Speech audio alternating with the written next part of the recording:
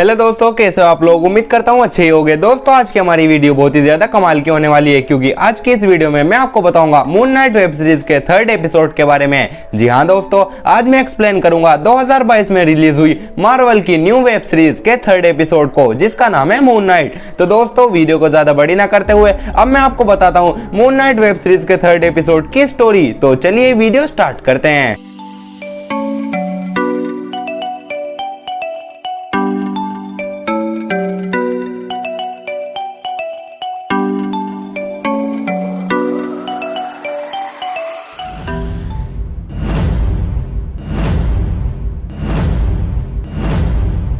दोस्तों moon night web series के 3rd episode में हमें दिखाया जाता है कि लाइला एक नकली पासपोर्ट बनवा रही होती है इजिप्ट जाने के लिए, क्योंकि उसे पता होता है कि मार्क इजिप्ट में है और इसीलिए वो अपनी आंट में से कहकर एक नकली पासपोर्ट बनवाती है। और फिर हम ऑर्थर का सीन देखते हैं, जो एक रेगिस्तान में बहुत से लोगों के साथ उस स्कैरेब की मदद से एबिट का मकबरा ढूंढ रहा होता है। और तभी वहां एक लड़की आ जाती है और वो ऑर्थर को बताती है कि मार्क उसे ढूंढ रहा है और अब मार्क कायरो में है। और फिर हम मार्क का सीन देखते हैं, जो ऑर्थर के कुछ लोगों से पूछ रहा होता है कि ऑर्थर कहां पर है, लेकिन ऑर्थर के लोग मार्क को कुछ भी नहीं बताते और वो लोग वहां से भागने लगते हैं। और जैसे ही मार्क उन लोगों को पकड़कर मारने वाला होता है तो स्टीवन उसे रोक लेता है और तभी मार्क बेहोश हो जाता है। और जब उसकी आंख खुलती है तो वो एक टैक्सी में होता है और मार्क ये देखकर बहुत हैरान हो जाता है। और फिर मार्क उन लोगों में से एक आदमी को पकड़ लेता है और पूछता है ऑर्थर कहां पर है, लेकिन वो आदमी मार्क को कुछ भी नहीं बताता और मार्क के सिर पर एक भारी चीज से हमला कर देता है और फिर मार्क बेहोश हो जाता है। और जब मार्क को होश आता है तो वो एक अलग ही जगह पर होता है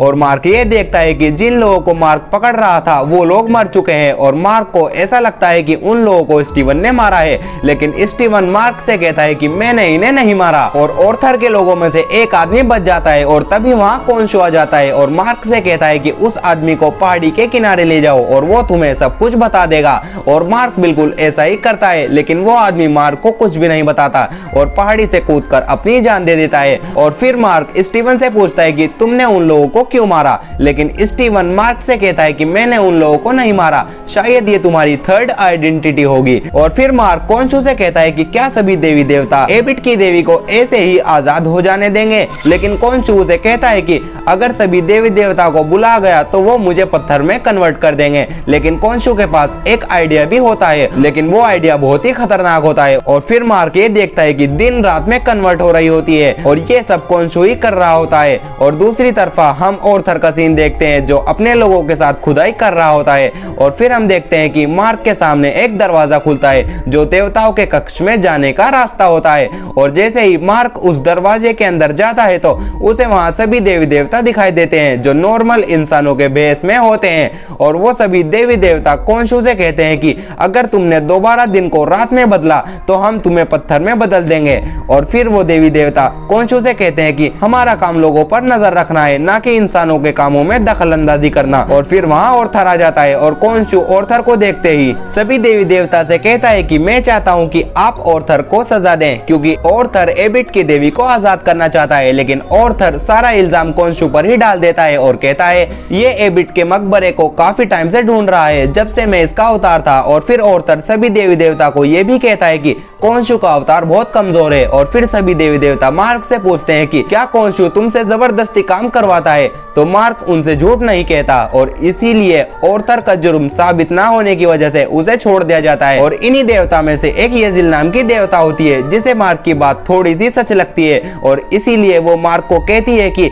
एबिट को जहाँ दफनाया गया था उसके बारे में किसी भी देवी देवता को नहीं पता, बस एक सैनिक था जिसका नाम था सेनफू, उसे ही एबिट की दफनाई हुई जगह का पता था। और फिर वो देवी मार्क को बताती है कि सेनफू के ताबूत को काले बाजार में बेच दिया गया था। अगर तुम्हें जानना है कि एबिट की लाश कहाँ दफन है तो तुम्हें सेनफू के ताबूत को ढूंढना होगा।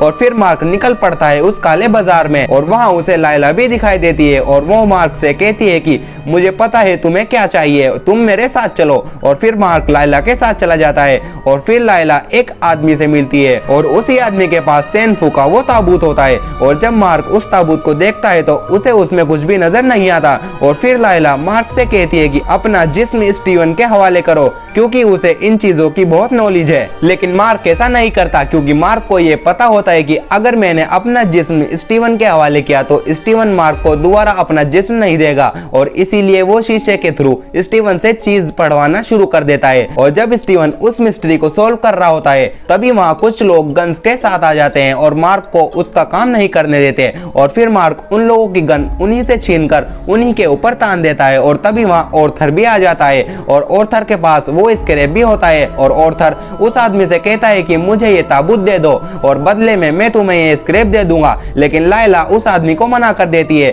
और कहती है कि ऑर्थर को ये ताबूत मत देना। और फिर ऑर्थर लायला से कहता है कि मुझे पता है कि तुम इजिप्ट से दूर क्यों रहती हो क्योंकि इजिप्ट तुम्हारे पिता के कत्ल के जख्मों को कुरेदता है। और इतना ही नहीं बल्कि ऑर्थर लायला से कहता है कि तुम्हारे पिता की मौत कैसे हुई ये बात मार्क को मालूम है, तुम चाहो तो उससे पूछ सकती है। और फिर ऑर्थर उस आदमी से कहता है कि मेरे पास जादुई छड़ी है, उसमें मैजिकल पावर्स है, अगर तुम चाहो तो उसे यूज कर सकते हो। और फिर कोंशु मार्क से कहता है कि तुम मून नाइट में कन्वर्ट हो जाओ। और कोंशु की बात सुनकर मार्क मून नाइट में कन्वर्ट हो जाता है और उन सभी लोगों को एक एक करके मारने लगता है। और फिर लायला और मार्क वहां से किसी तरह से उस ताबूत के टुकड़े को लेकर एक कार में वहां से भाग जाते हैं। और फिर लायला मार्क से पूछती है कि ऑर्थर ने जो कुछ भी डेट के बारे में कहा क्या वो सच है। लेकिन मार्क लायला से कहता है कि ऑर्थर की बातों पर ध्यान मत दो, वो सबको ऐसे ही अपनी बातों में उलझाता है। और फिर वो दोनों एक कार में बैठकर रेगिस्तान में आ जाते हैं और वहां कर वो दोनों उन टुकड़ों को जोड़ने की कोशिश करते हैं लेकिन मार्क से वो टुकड़े नहीं जुड़ पाते। और फिर लायला मार्क से कहती है कि तुम अपना जिस्म स्टीवन के हवाले करो क्योंकि वही इस मिस्ट्री को सोल्व कर सकता है। और मार्क अपना जिस्म स्टीवन को दे देता है और फिर स्टीवन उस मिस्ट्री को सोल्व करने लगता है और आखिरकार स्टीवन उस टुकड़े को जोड़ देता है और उनका एक स्टार बना देता है। और फिर लायला उस स्टार से एबिट की लोकेशन का पता लगाने लगती है लेकिन लायला ऐसा नहीं कर पाती क्योंकि सैनफू ने वो सितारे 2000 साल पहले बनाए थे और सितारे अपनी लोकेशन बदलते रहते हैं और इसीलिए उन्हें एबिट की लोकेशन जानने के लिए वही रात चाहिए होगी। और तभी वहाँ कोंशु आ जाता है और स्टीवन से कहता है कि मैं वो रात जानता हूँ और मैं वो रात ला सकता हूँ। और फिर कोंशु स्टीवन से कहता है कि जैसा मैं करूंगा तुम भी बिल्कुल वैसा ही करना। और इसके बाद कोंशु उस रात को लाने लगता है और उस रात को लाते वक्त कोंशु बहुत कमजोर हो जाता है क्योंकि सभी देवी देवता कोंशु को पत्थर में बदलने लगते हैं क्योंकि उन्होंने कोंशु को पहले ही कहा था कि अगर तुमने फिर से रात को बदलने की कोशिश की तो हम तुम्हें पत्थर में कन्वर्ट कर देंगे।